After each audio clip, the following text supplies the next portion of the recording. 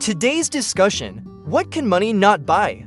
Let me ask you a question. If you were willing to spend $1 million to get your child into a prestigious university, would you do it? Today, let's speak frankly. What can money not buy? Guess how many people have already done that? What do you mean?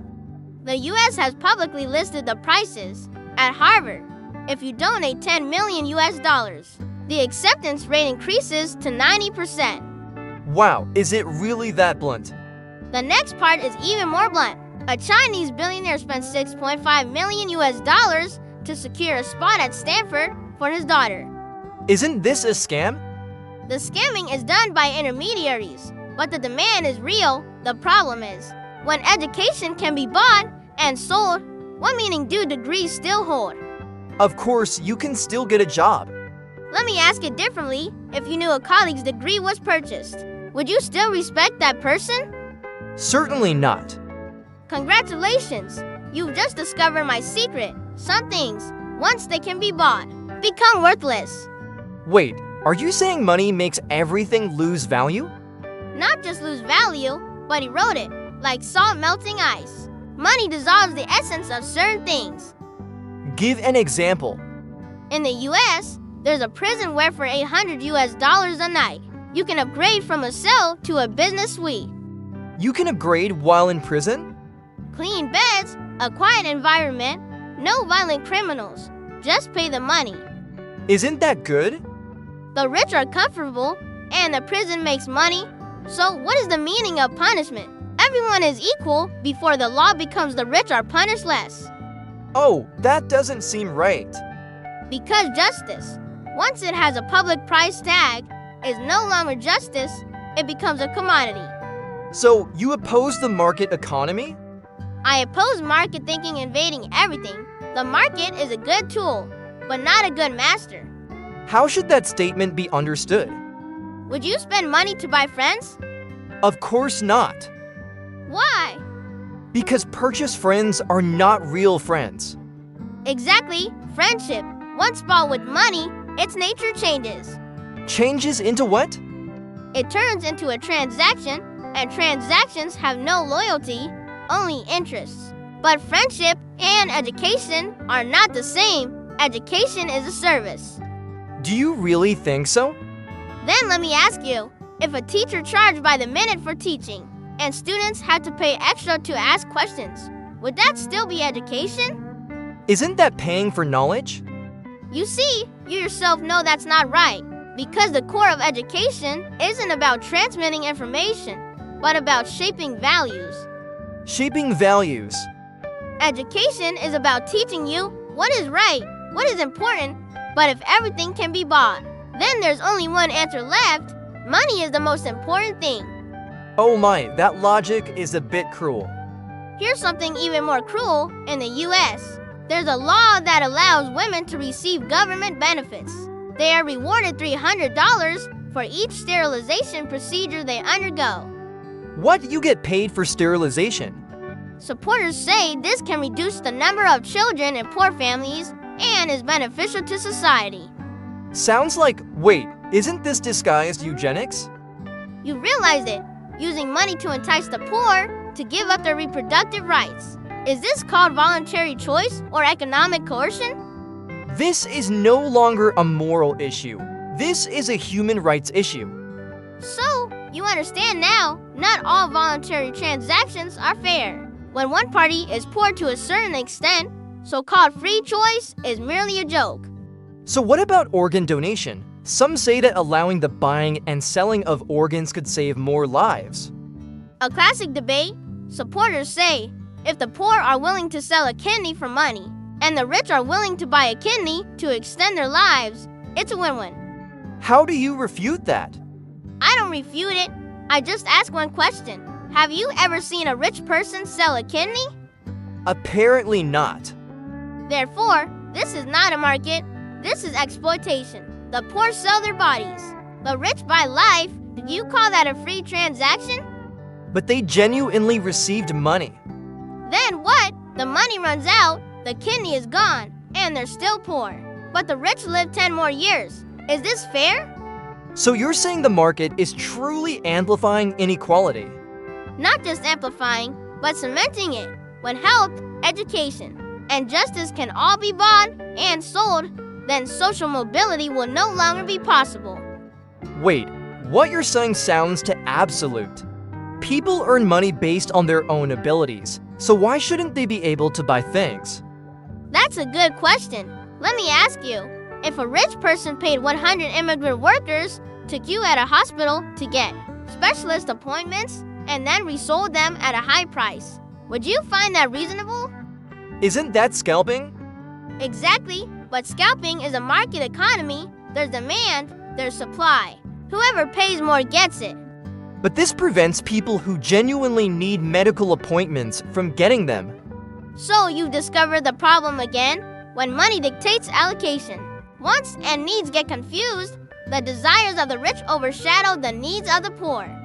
Oh my, I truly never thought of it from this perspective. Because market thinking has a linguistic trap, it turns all problems into efficiency problems, making you forget there are also fairness problems. What do you mean by a linguistic trap? For example, those who advocate for surrogacy will say it's reproductive freedom, a woman's bodily autonomy. Is there a problem with that statement? Then tell me, why are the rich always the clients and the poor always the surrogate mothers? Because the poor need money. Exactly, so this isn't freedom, this is a transaction driven by poverty. They choose surrogacy just as a mine worker chooses to go down into a pit, not because they want to, but because they have no other option. Wow, that's a powerful example. The market is best at turning coercion into voluntarism. So according to your logic, should nothing be bought? I'm not saying nothing can be bought. I'm saying we need to clearly distinguish what should be subject to the market and what should not. How do we distinguish? Ask yourself two questions. First, after this thing is commercialized, does it lose its original meaning? For example, friendship, education. Second, does this transaction harm the dignity of the vulnerable? For example, organ trafficking, surrogacy. But many people don't care. They only care if it's useful. That's because our society has adopted utility as a sole standard. Efficiency above all, profit maximization. Everything is tradable. Isn't this modern society?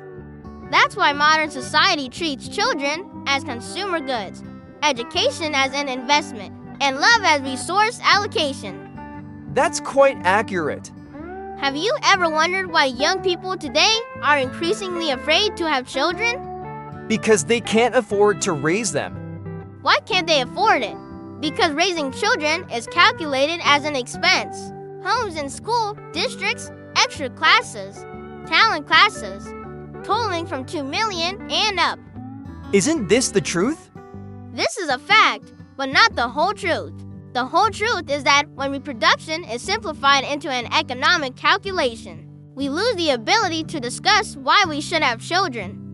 Are you saying raising children shouldn't be measured by money?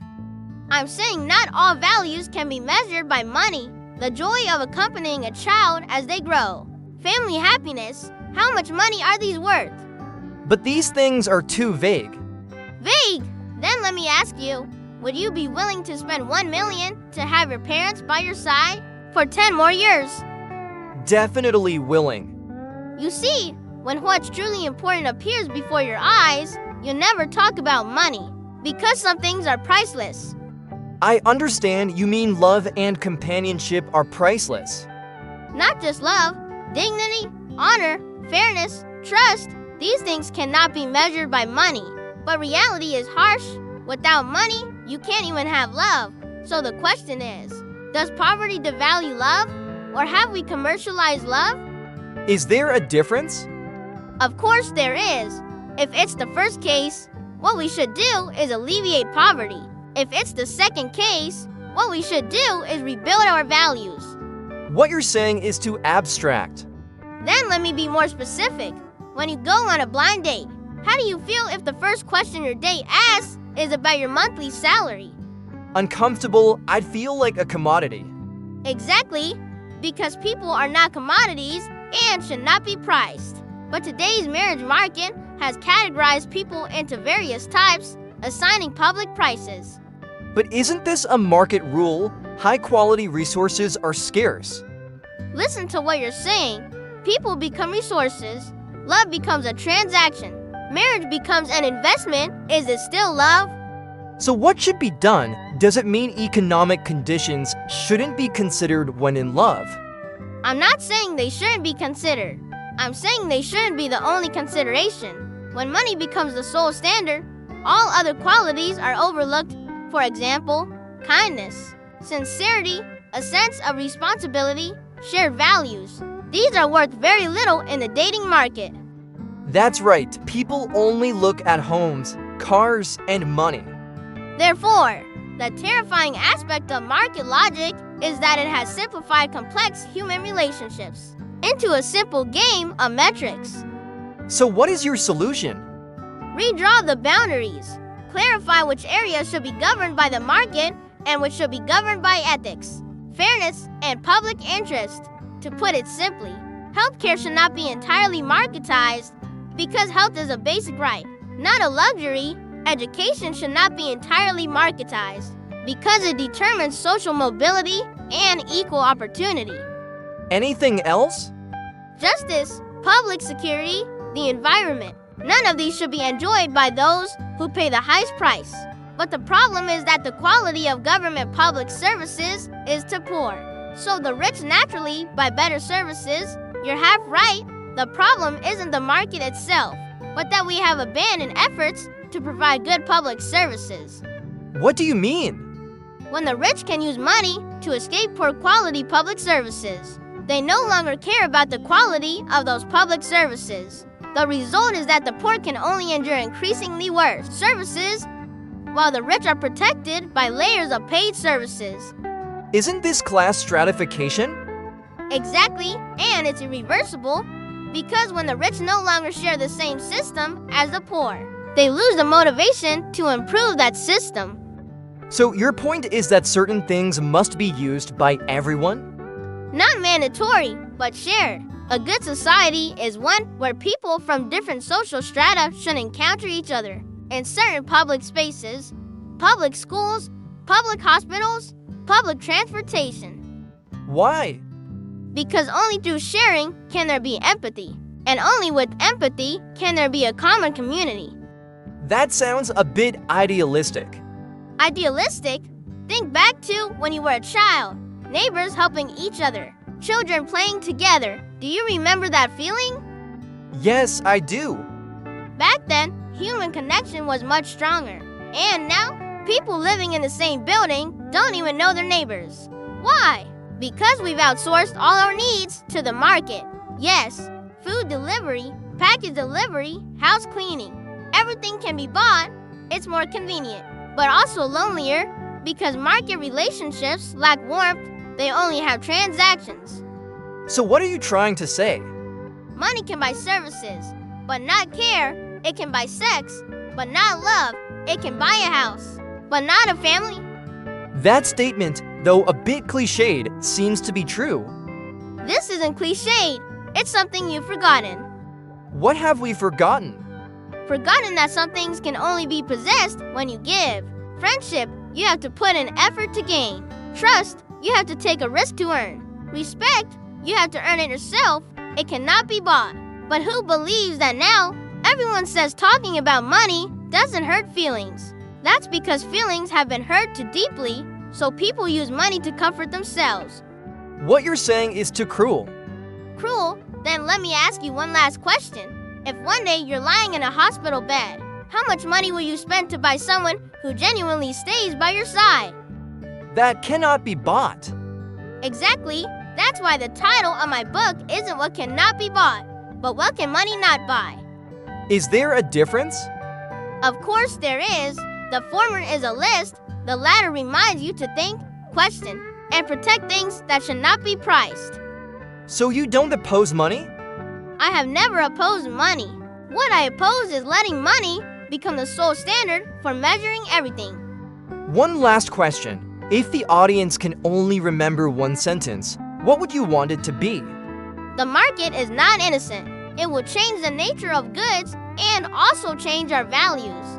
We need to decide what things should be bought with money and what things should not. Because once something can be bought, it becomes worthless. Not just worthless, but it loses its meaning.